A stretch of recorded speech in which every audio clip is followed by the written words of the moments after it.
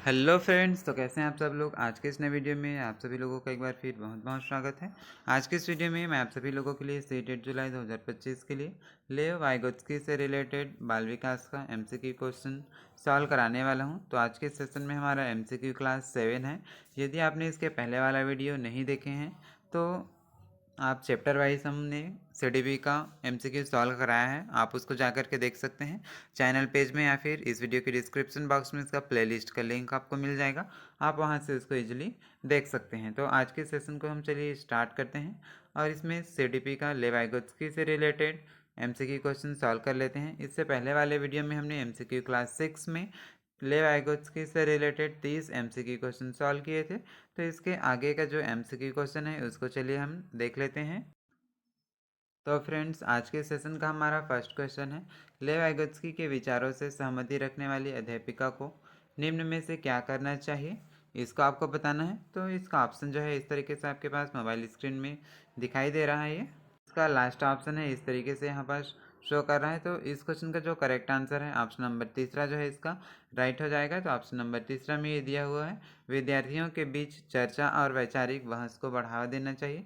तो option number तीसरा जो है इस क्वेश्चन का ये करेक्ट आंसर हो जाएगा। ये नेक्स्ट क्वेश्चन है, लेवाइगोत्स्की के विचारों के अनुसार निम्न में से कौन सा कथन भाषा और संज्ञान के बीच के संबंध को सही रूप से दर्शाता है, इसको आपको बताना है। तो इस तरीके से इसका ऑप्शन जो है वो दिया हुआ है।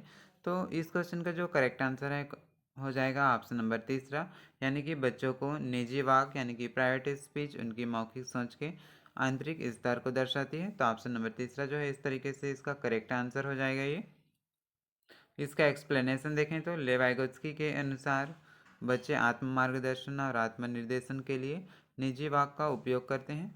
उम्र के साथ निजी निजी वाक यानी कि साइलेंट आंतरिक या मौखिक विचार में ये बदल जाता है। तो ऑप्शन नंबर तीसरा जो है इस तरीके से इसका करेक्ट आंसर हो जाएगा। ये नेक्स्ट क्वेश्चन देखें तो नेक्स्ट क्वेश्चन हमारे पास इस तरीके से है, ये सामाजिक सामाजिक निर्माणवादी सिद्धांतवादी बच्चे को किस तरीके से देखते हैं।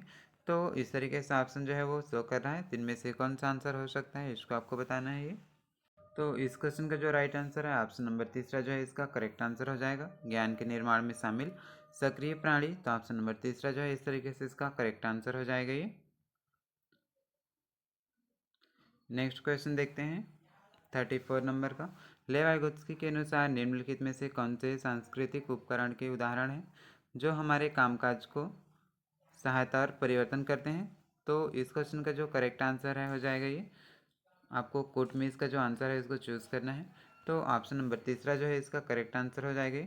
फर्स्ट सेकेंड और थर्ड जो है वो इसका करेक्ट आंसर हो जाएगा, यानी कि मानचित्र, भाषा और कैलकुलेटर इसका करेक्ट आंसर हो जाएगा। ये नेक्स्ट है, लेव वाइगोत्स्की द्वारा निम्नलिखित में से किस शैक्षणिक सिद्धांत की वकालत नहीं की जाएगी, इसको आपको बताना है। तो इस तरीके से ऑप्शन जो है आपके पास से शो कर रहा है। तो इस क्वेश्चन का जो करेक्ट आंसर है हो जाएगा ऑप्शन नंबर पहला, इनाम और दंड का उपयोग इसकी वकालत नहीं करता है। तो ऑप्शन नंबर तीसरा फर्स्ट जो है इसका करेक्ट आंसर हो जाएगा, ये इनाम और दंड का उपयोग।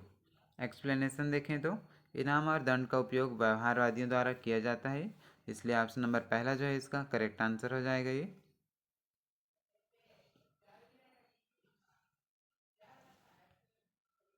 नेक्स्ट है, लेव वाइगोत्स्की के विचार में निजी वाक यानी कि प्राइवेट स्पीच क्या है, इसको आपको बताना है। ये एक महत्वपूर्ण सामाजिक कार्य करता है, बच्चों के संज्ञानात्मक विकास में बाधा डालता है या बच्चों की अहंकारी सोच को दर्शाता है, या फिर ऑप्शन चौथा, कोई संज्ञानात्मक कार्य नहीं कर सकता। तो इस क्वेश्चन का जो करेक्ट आंसर है वो कौन सा हो जाएगा लेव वाइगोत्स्की के विचार में। तो ऑप्शन नंबर पहला जो है इसका करेक्ट आंसर हो जाएगा। ये एक महत्वपूर्ण सामाजिक कार्य करता है, तो ऑप्शन नंबर पहला जो है इसका राइट आंसर हो जाएगा। लेव वाइगोत्स्की ने 3 प्रकार की भाषाएं बताई है। तो पहला यहाँ पर सोशल स्पीच यानी कि सामाजिक भाषा, प्राइवेट स्पीच यानी कि निजी भाषा, और इनर स्पीच यानी कि आंतरिक भाषा।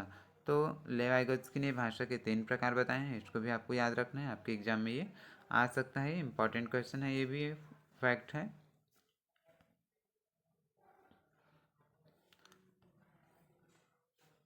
नेक्स्ट है, लेव वाइगोत्स्की के अनुसार निम्नलिखित में से कौन सी शिक्षा शास्त्रीय प्रणाली संज्ञानात्मक विकास को बढ़ावा लेने के लिए सही नहीं है, इसको आपको बताना है। तो नेगेटिव क्वेश्चन का आंसर जो है हमेशा नेगेटिव होता है। तो इस तरीके से ऑप्शन नंबर चौथा जो है इसका राइट आंसर हो जाएगा। दोहराव और स्मरण करना इसका करेक्ट आंसर हो जाएगा। ये दोहराव से स्मृति यानी कि मेमोरी जो होती है वो मजबूत होती है। तो ऑप्शन नंबर चौथा जो है इसका करेक्ट आंसर हो जाएगा।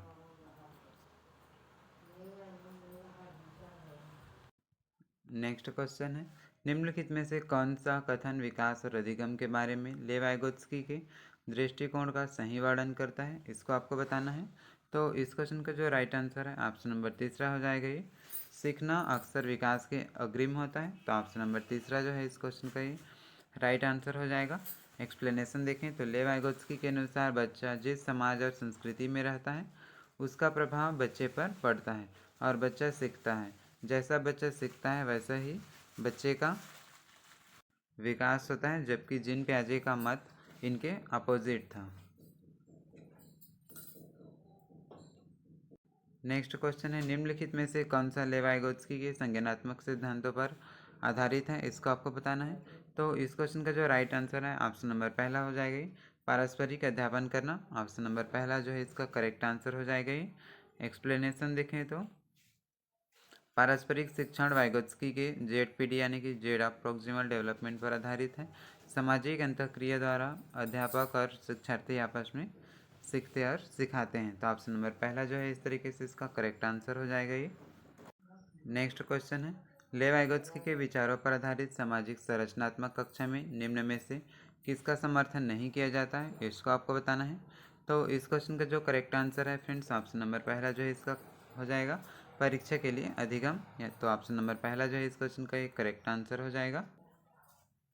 नेक्स्ट है, समीपस्थ विकास का क्षेत्र यानी कि zone of proximal development is a dash space. तो समीपस्थ विकास का क्षेत्र एक डैश स्थान है, इसको आपको बताना है।